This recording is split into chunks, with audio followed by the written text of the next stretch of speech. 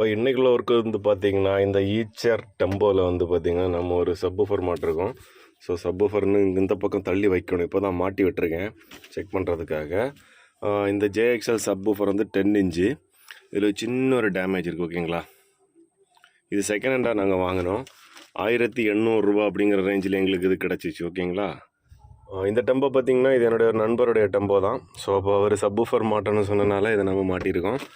So இந்த இடத்துல தான் அவர் வச்சு கேட்டார். நமக்கு இன்னும் இது இந்த பக்கம் தள்ளி வச்சுக்கலாம். நான் ஒயர்ஸ் எல்லாமே நிறைய விட்டுருக்கேன்.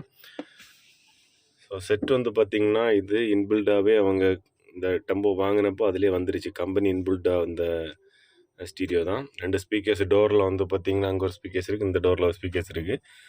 இதில் நார்மலாக இந்த இடத்துல தான் மாட்டியிருக்கணும். இந்த இடத்துல 2 கிளாம்ப் வச்சு மாட்டியிருந்தோன்னாக்கா ஒரு இடத்துல ஓரமாக ஒதுங்கி இருந்திருக்கும். பட் அது கேட்குறதுக்கு வந்து பார்த்திங்கன்னா கொஞ்சம் கஷ்டமாக இருக்கும். சில நேரங்களில் வால்யூம் எல்லாம் அதிகமாக வச்சா நம்ம காதில் வந்து ரொம்ப இரிட்டேட்டிங்காக இருக்கும். ஸோ அதனால தான் வந்து பார்த்திங்கன்னா இந்த இடத்துல போதும் அப்படின்னு ப்ளேஸ் பண்ணாங்க. ஸோ இதில் வைக்கிறப்ப என்ன பிரச்சனை வரும்னு பார்த்திங்கன்னா, நம்ம 2-3 பேர் சேர்ந்து இதில் உட்காந்து போகணும் அப்படின்னாக்கா, ஒரு ஆளுக்கு இந்த சென்டரில் இருக்கக்கூடிய ஆளுக்கு வந்து இதில் கால் வைக்கிறது கொஞ்சம் சிரமமாக இருக்கும். ஸோ அது பிரச்சனை இல்லை அப்படின்றதுனால இதில் மாட்டியிருக்காரு. அவர் கேட்ட நேரம் மாட்டி கொடுத்துருக்கோம். அப்போது செக் பண்ணிடுவோமா?